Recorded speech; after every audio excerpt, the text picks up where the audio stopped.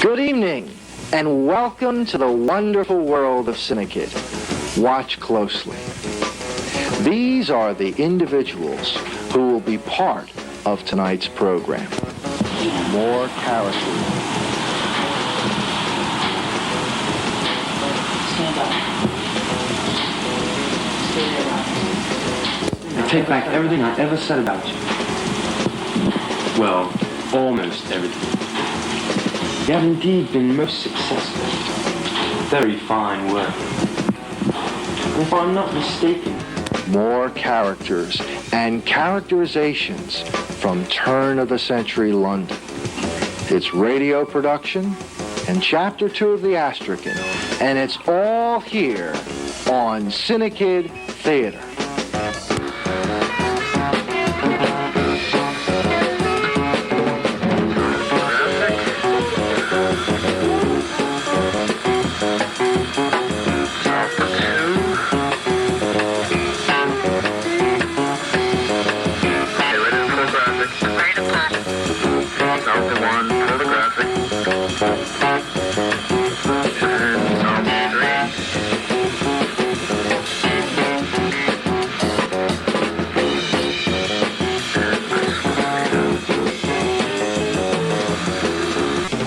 Good evening, and welcome to Cinekyd Theater. I'm Bob Clark, Executive Director of Cinekyd, and I'm pleased that you could be with us for a very special evening. Before we get involved with anything else, by popular demand, let me take you behind the scenes on a typical Wednesday evening as our boys and girls get set to produce this special program. They have cassettes with music, and they also have the special effects that are impossible to do, like the rifle firing. They have that taped. Just by turning a knob or button, they can watch the needle in the meter moving back and forth. There's a point where if it's too loud, it's in a red section of the meter. And by watching these, and there's a meter for each channel, and there are 4 channels, so they are constantly watching 4 different meters. They are able to adjust the level of the sound. We first get our scripts. Usually, if you're here on the Saturday before the taping, the scripts will be out, and you can pick up a copy of them, and then you can look them over at home, and you have until Wednesday night when they do the rehearsal, and then you have a little after that when they do the taping on Friday night. As the director, I sit in a position where I can see the talent, the sound effects people, and on camera, I can cue the music people. What they've done is actually set up a television camera pointed at me, and when the music should start or fade out, I actually cue towards the camera.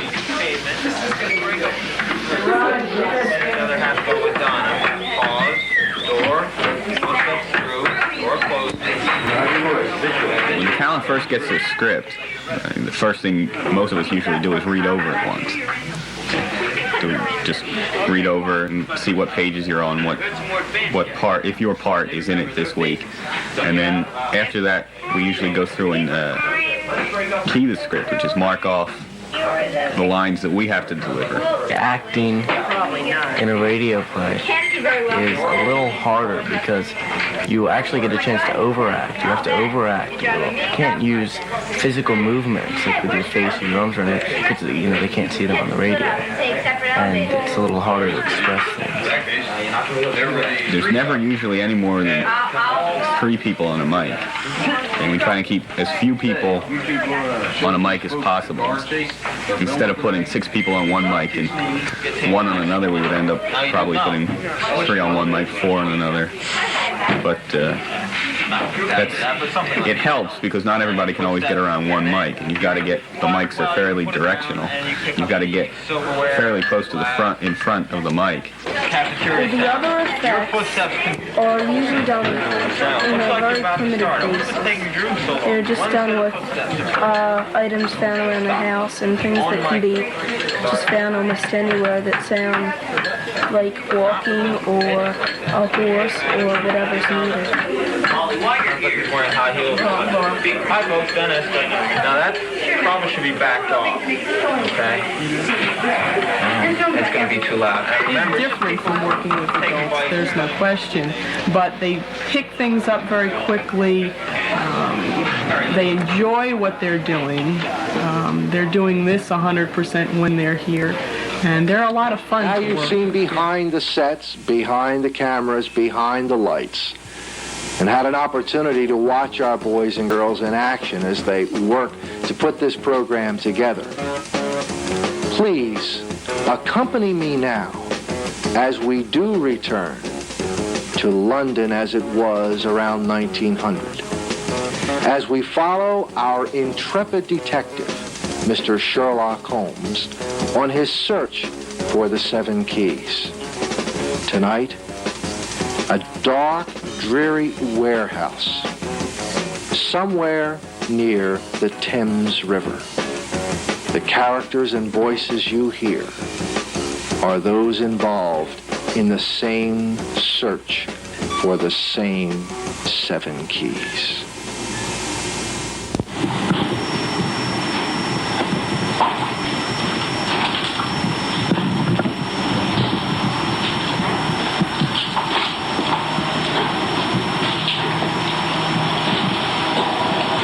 Are you sure this is the place? Trust me, Governor. I'm absolutely certain. And tonight? This is the night. They should be here at any moment. Maybe we should have told Mr. Holmes. No, I don't think that's the right thing to do. Not until we're sure. But you just said you were certain. I am. I'm sure that they're going to be here. But if they don't have the keys, there's no use in worrying. Yes, you're right. Come on, back in the high places. We'll see soon enough.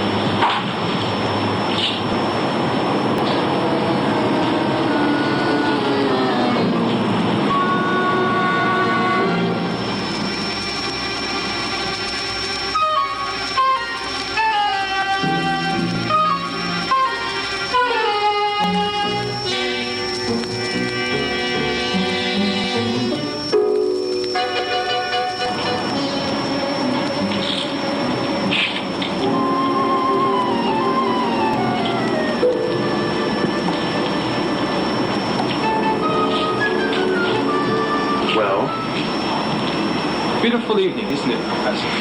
I certainly didn't come here for a weather report. What have you to report, you idiot? I wouldn't be so insulting, Professor. This time, I haven't let you down. Now. I take back everything I ever said about you. Well, almost everything. You have indeed been most successful. Very fine work. And if I'm not mistaken, I do believe that this is key number 4. How can you tell? That, old chum, is a part of the mystery. And will remain a mystery, at least as far as you and the rest of the world is concerned. But Professor, you can trust me. Of course I can. Now tell me, where did this one come from? The family. The little one that got locked up in the cellar. How much did you have to pay Sister Thelma for the key? Same as before. That Miss Pips. She wants us to get rid of the little girl. That's their problem. That's what I said. They're very insistent, and they threaten to stop stealing the keys.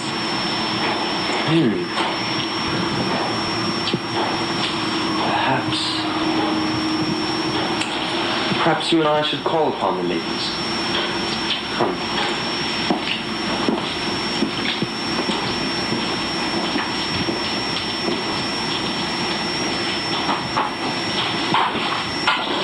Now, you go find Mr. Holmes. I'll stick with them. Shouldn't we stay together? No. The game's afoot, like Mr. Holmes says.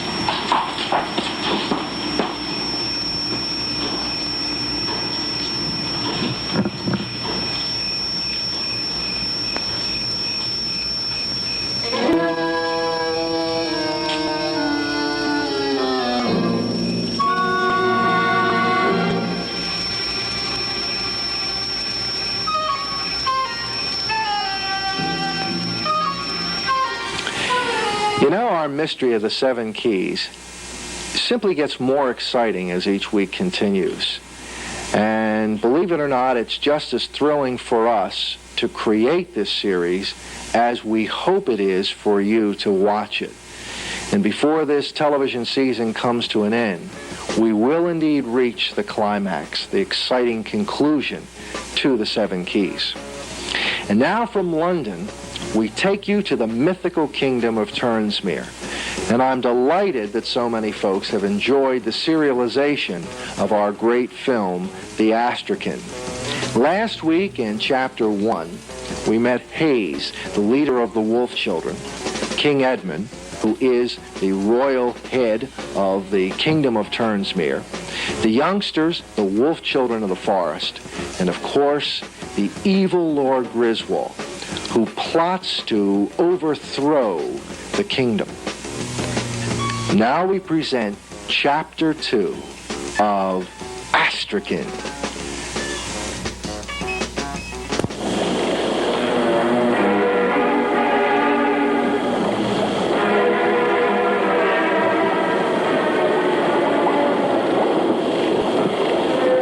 Lord Griswold continued on his treacherous journey, confident that he could travel without incident. But was this peaceful glen only inhabited by birds and rabbits, deer and fox? No, the forest contained some secrets of its own. 11 of them, to be precise, babies who had miraculously survived. The infants abandoned on the edge of the forest during the long war. Many had been nursed by wolves, and so their name, the Wolf Children. They had grown up for cast-off clothing from the village, and for the most part kept to themselves. But while the forest was their home, Turnsmere was their kingdom, and they knew the trespassers in their domain.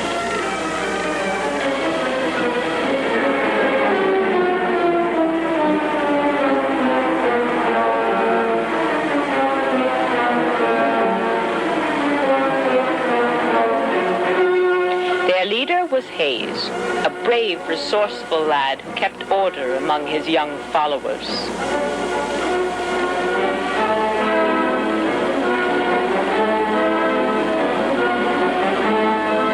Farley, Eileen, Jay, Alan, Reagan, Denise, Nona, Orlena, Jennifer, and Perry.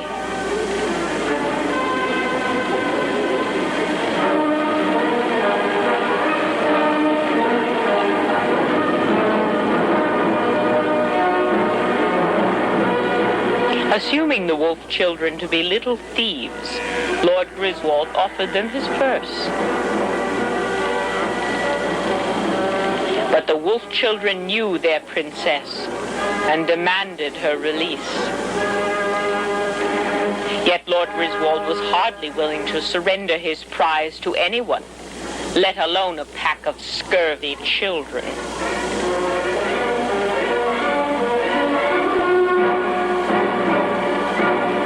And the brave little children were determined to free her, just the same.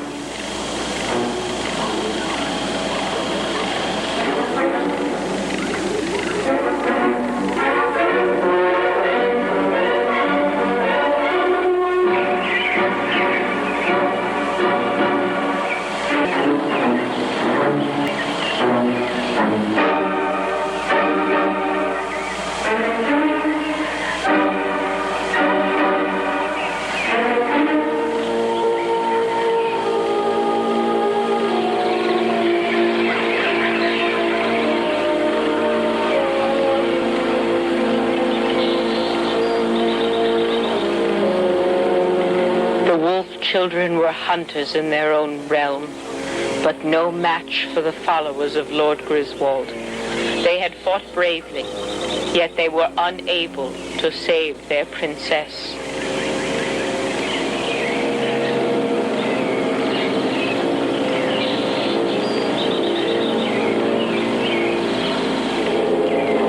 Look after the others, Hayes instructed Farley, his second in command.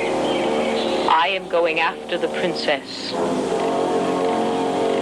We could not stop them. What can you do alone? I'll follow them, if nothing more. At least I can determine where they're going.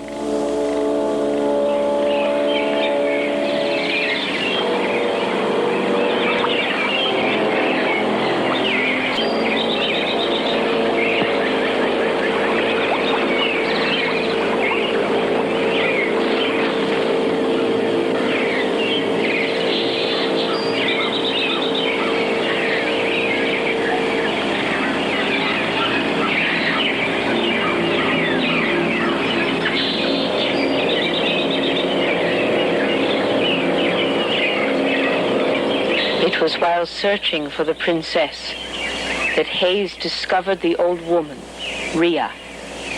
She too had been a victim of Lord Griswold and his rogues as they traveled through the forest. Hayes stopped and tried to help, but it was too late. Yet with her dying breath, she placed a glittering amulet and its strange secret in the boy's care.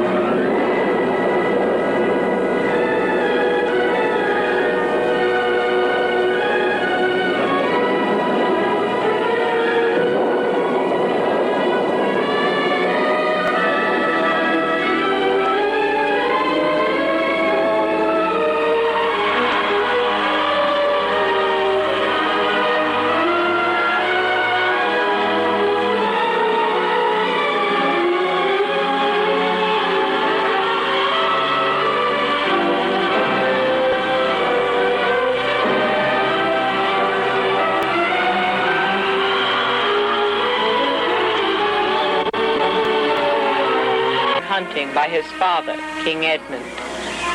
Those lessons in tracking game now served a greater purpose.